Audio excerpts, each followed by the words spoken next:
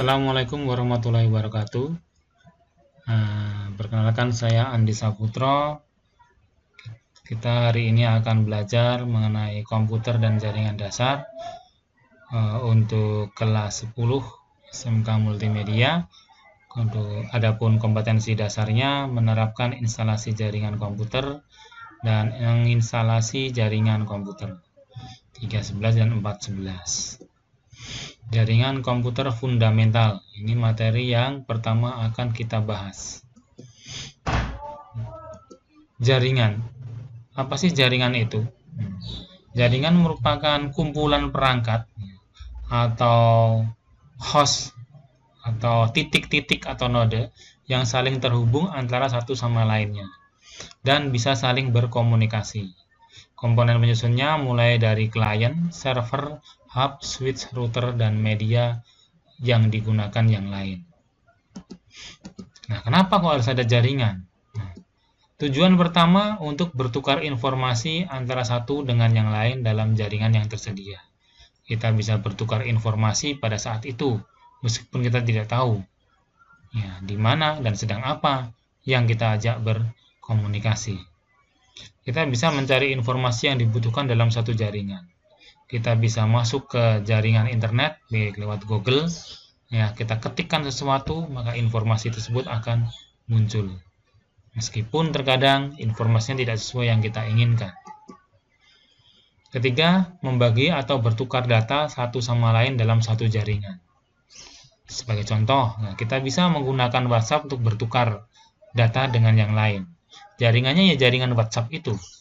Kita bisa bertukar gambar, bertukar foto, ataupun bertukar informasi. Itulah namanya bertukar data. Melakukan pencadangan data jika terjadi sesuatu, misalnya bencana atau yang lain. Sebagai contoh, kalian bisa melakukan penyimpanan data-data tugas kalian ke Google Drive, sehingga data kalian aman. Ketika kalian ke sekolah tidak bawa flash disk, flash disknya hilang, flash disknya dipinjam temannya, data kalian masih aman di Google Drive. Ketika sampai di sekolah, bisa kalian connect internet, unduh lagi tugas-tugas ataupun data yang di internet untuk diproses lebih lanjut. Selanjutnya, pembagian jaringan berdasarkan geografisnya. Geografis itu letaknya. Yang pertama, personal area network atau PAN. Ini geografisnya tidak terlalu jauh, misalnya di sekitar kita. Namanya aja personal, personal. Jadi kita bisa menggunakan Bluetooth untuk koneksinya. Kita bisa mencetak dari printer, dari HP ke printer menggunakan Bluetooth saat ini. Atau kalian yang punya headset Bluetooth bisa mendengarkan musik. Jadi tinggal menghidupkan Bluetooth di HP-nya, dikonekkan dengan yang ada di headset. Sudah bisa untuk mendengarkan musik, bisa untuk telepon. Itulah yang namanya personal area network atau PAN. Yang kedua ada local area network. Kalau di sini dia lebih luas lagi. Biasanya dalam satu ruangan atau dalam satu lab. Satu lab itu satu LAN. Jadi nanti di ruang lain ada LAN lagi. Kalau jangkauannya kurang lebih di teori bisa sampai 10 km. Tapi ini tergantung media juga, tergantung cuaca juga. Koneksinya seperti ini. Jadi kita butuh hub untuk local area network itu. Butuh hub di tengah-tengah ini. Kita butuh hub untuk menghubungkan dengan komputer-komputer yang lain. Ini yang disebut dengan LAN. Kemudian Metropolitan Area Network atau MAN. Ini hampir sama dengan LAN, cuman dia lebih luas. Lebih luas. Seperti ini. Jadi MAN itu gabungan dari beberapa LAN. Ada LAN di kantor-kantor atau di ruangan-ruangan. Karena ruangannya jauh-jauh, maka dihubungkan dengan ruangan yang lain. Karena jangkauannya terlalu jauh, maka dia disebut MAN. Hampir sama dengan LAN, cuman dia tidak menggunakan kabel. Ini pakainya nirkabel. Selanjutnya WAN. Nah, ini lebih luas lagi. Ya, seperti WAN tapi lebih luas lagi.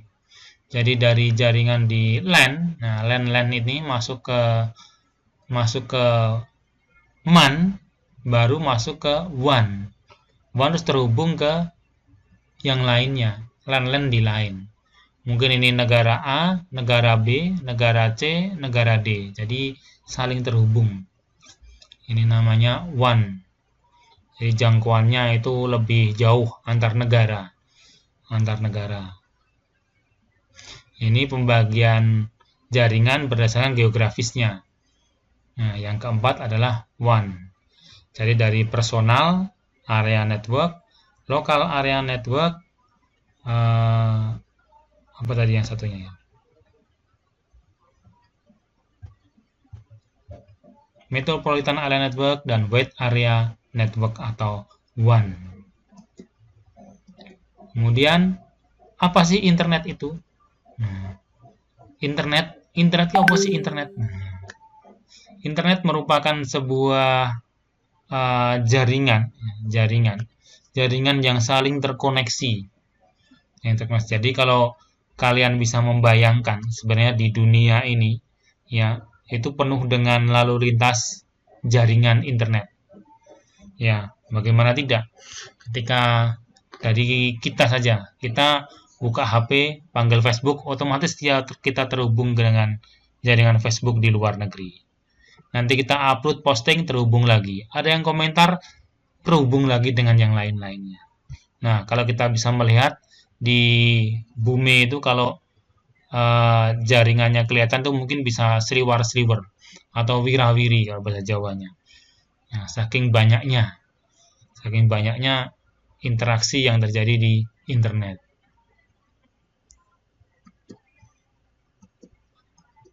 Kemudian pembagian jaringan berdasarkan topologinya. Yang pertama topologi mesh. Ya, topologi mesh itu setiap perangkat yang terhubung secara langsung dengan perangkat yang lain, sehingga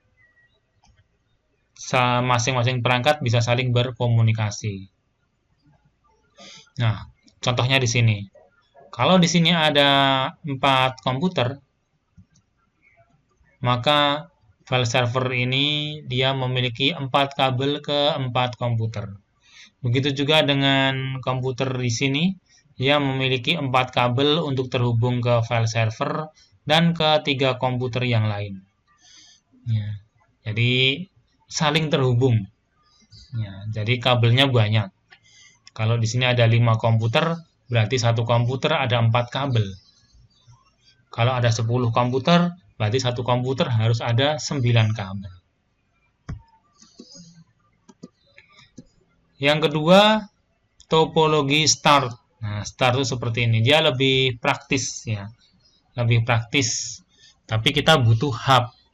Kalau ya di topologi yang atas kita tidak butuh hub, tetapi yang di sini kita butuh hub untuk menghubungkan. Nih, untuk menghubungkan kita butuh hub atau switch. Jadi kita butuh perangkat lain. Nah, keuntungannya apa? Nah, keuntungannya kalau kita pakai star ya. Pertama itu fleksibel, kabelnya sedikit. Pemasangannya mudah karena satu PC-nya satu kabel. Kontrolnya terpusat di server. Ya, semua berkomunikasi yang ngatur file servernya. Kemudian kalau ada kesalahan mudah. Oh, komputernya rusak karena hanya satu kabel. Mudah untuk mendeteksi. Mengelola jaringannya pun mudah karena hanya sedikit. Kerugiannya biasanya digunakan untuk jarak jauh ini. Dari hub ke sini, dari hub ke sini, hub ke sini, hub ke sini. Ya, ini jaraknya jauh-jauh. Sehingga menjadikan boros kabel. Karena kalau di lokasi, di lab, tidak mungkin hubnya ada di tengah. Biasanya hub ini taruh di pojok sini, di pojok atau di dekat dinding bagian yang tidak terlihat, di dekat lemari. Sehingga kabelnya harus melewati dinding. Jadi berbelok. Hubnya di sini, dia ke sini. Nanti kabelnya ke sini lagi ke server. Ada kabel lagi ke sini. Jadi kabelnya lebih banyak. Kemudian perlu penanganan khusus karena semua yang ngatur dari server. Nah, otomatis karena yang ngatur server, maka hub ini menjadi elemen utama. Nah, hub di sini elemen utama sebagai terminal menyalurkan data. Topologi bus, tapi bacanya bus. Ini kita menggunakan T-konektor. Di sini ya, kabelnya kabel BNC. Koneksinya T-konektor. Nah, perbedaannya kalau tadi di star itu dari komputer ke hub, ya. Kalau di sini dari komputer ke kabel terminal. Di sini ada kabel terminator ya, terminalnya. Printer juga begitu, komputer juga begitu. Jadi saling ada kabel terminal penghubungnya. Perbedaannya di sini. Nah, ini menggunakan kabel BNC, tidak bisa pakai kabel UTP. Nah, bus. Keuntungannya, kabelnya pasti lebih hemat. Layout kabelnya mudah, sederhana, dan mudah ditambah-tambah lagi. Kerugiannya, kalau ada kesalahan sangat kecil, misalnya di sini putus, maka kita harus ngeceknya dari satu-satu. Oh, ini kok nggak bisa, ini nggak bisa. Oh, berarti dari server. Karena hanya satu jalur yang dilewati, otomatis jalur lalu lintasnya ini padat. Server mau kirim ke printer, server mau kirim ke workstation, server mau kirim ke sini. Jadi antrian di sini. Semuanya mau datanya mau terkirim kemana. Antriannya semakin padat.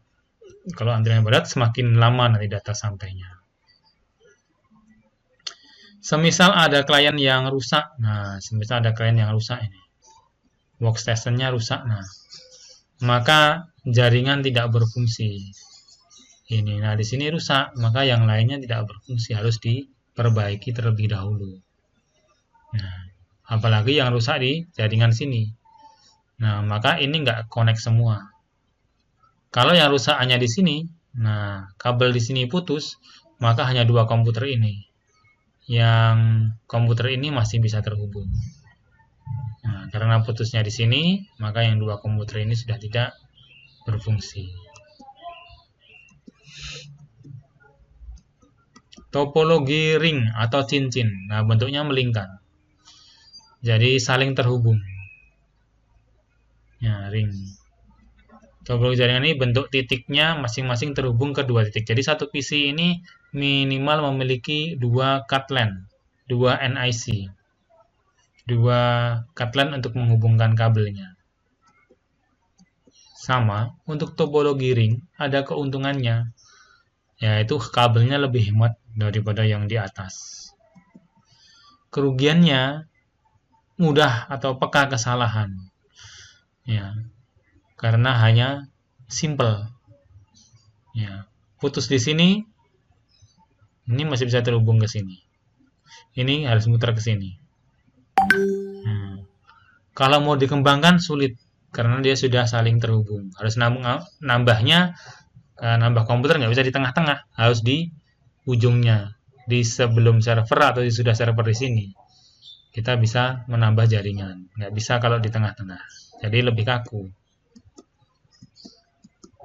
Berikutnya topologi tree. Kenapa kok tree? Karena modelnya seperti pohon. Ya.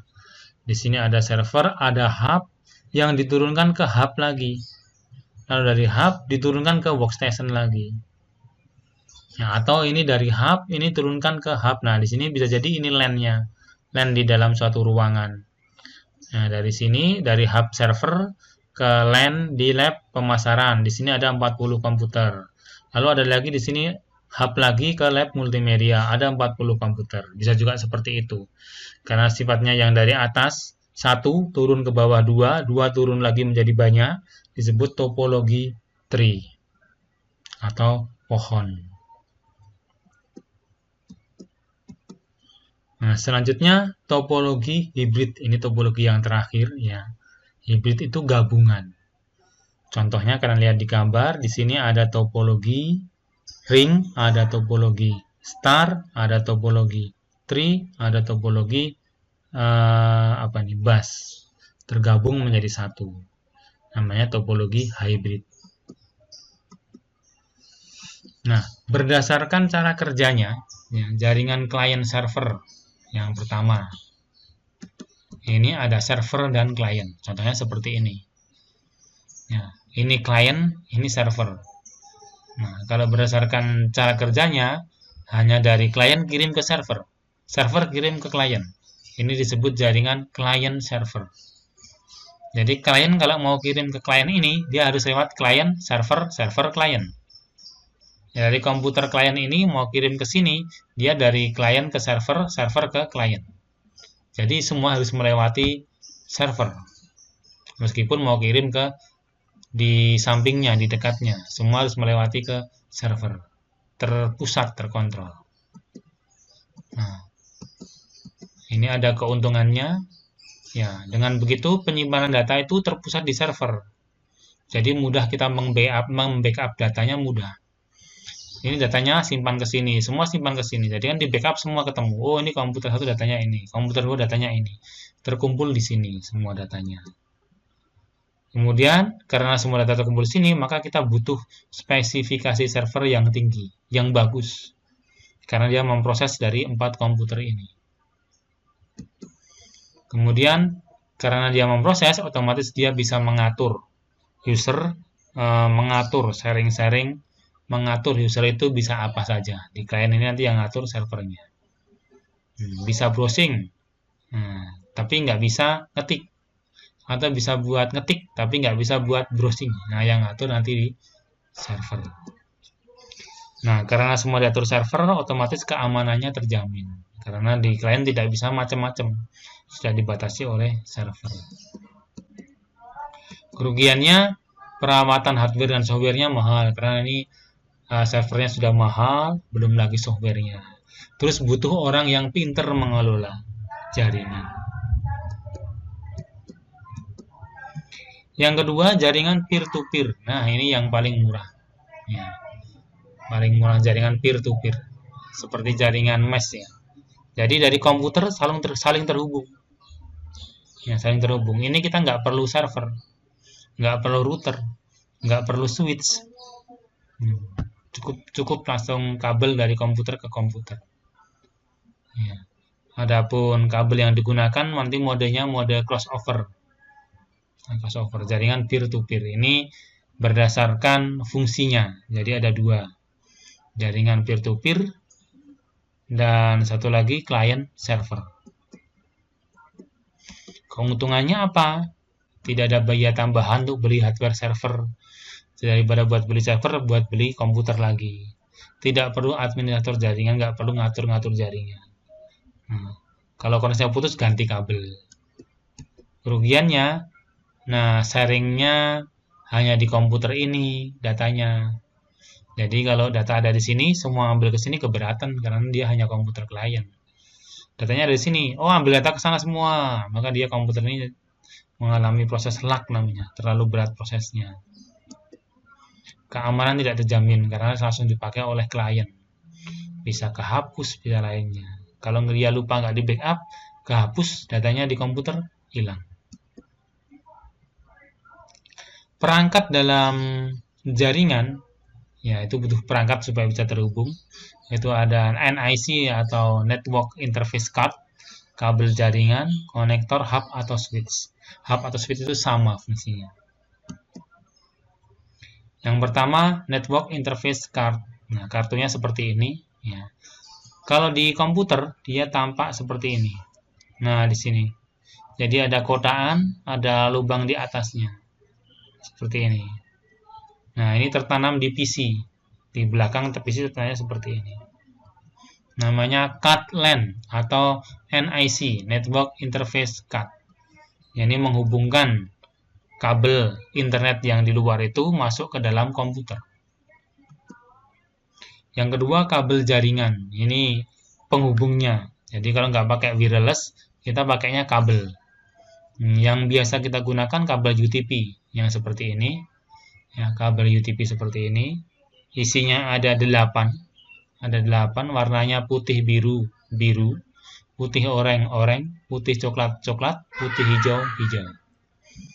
Nah, kalau yang ini sama kabel UTP, cuman ini ada pelapisnya. Kalau yang ini tidak ada pelapisnya. Kedua, kabel koaksial. Koaksial seperti kabel antena, cuman dia ada 3 pelindungnya. Ada 2, 3 dengan ini. Ada 3 pelindungnya. Kabel koaksial.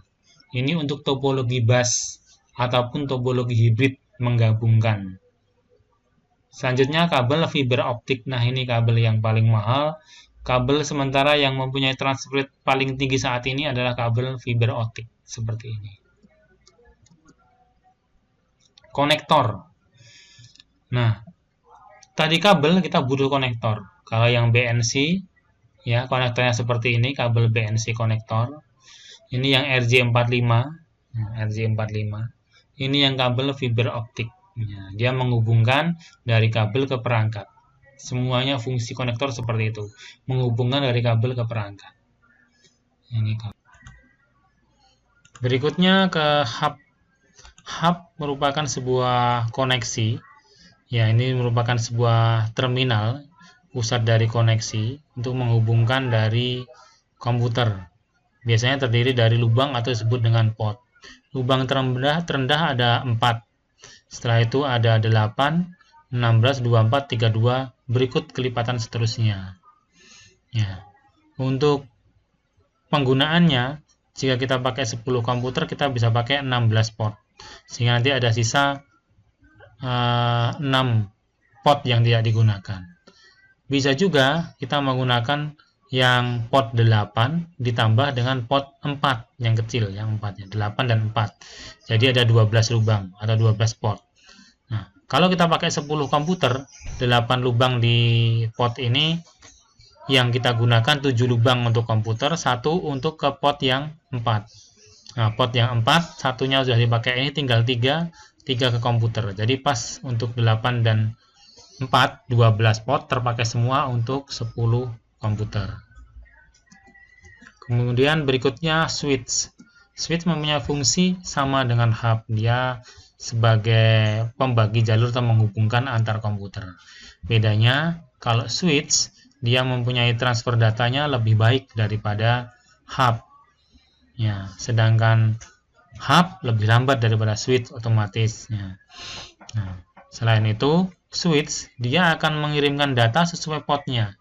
Data untuk port 1. Nah, ada data masuk, langsung dikirim ke port 1. Tapi kalau hub, ketika ada data masuk, semua port dikirimi. Nah, nanti yang mengirimkan hanya port yang pertama. Nah, semua port terkirim dulu datanya. Oh, port 1, baru port 1 yang mengirim datanya. Yang lainnya berhenti, berhenti di port itu. Repeater. Repeater dia berfungsi sebagai menjauhkan jangkauan untuk memperkuat sinyalnya supaya dia lebih jauh. Misalnya dari lab 1 dia ingin internetan di luar yang jaraknya 20 meter. Nah, terlalu jauh, maka kita pasang repeater. Nah, di 10 meternya sehingga kita bisa wifi-an di jarak 20 meter. Ya, jadi hanya memperpanjang atau memperluas jaringannya. Router dia selain untuk memperpanjang jangkauan bisa juga menyaring atau memfilter data. Ya, dia bisa juga berfungsi seperti hub atau switch. Bahkan bisa digunakan untuk penghubung antara LAN, MAN, bahkan WAN. Di sini ada lubang portnya. Terakhir, perangkat kerasnya modem. Nah, modem ini berfungsi sebenarnya sama, dia untuk terkoneksi dengan internet. Nah, cuman dia lebih ditekankan merubah dari analog yang mengirim data analog yang masuk ke HP, lalu HP dikirim secara digital lewat modem ke internet. Nah, lebih banyaknya kita seperti itu untuk modem. Tapi banyak juga modem yang sekarang berfungsi langsung sebagai penghubung dari internet ke perangkat. Demikian untuk penjelasan mengenai jaringan dan komputer. Semoga bermanfaat. Kita jumpa lagi di lain kesempatan. Assalamualaikum warahmatullahi wabarakatuh.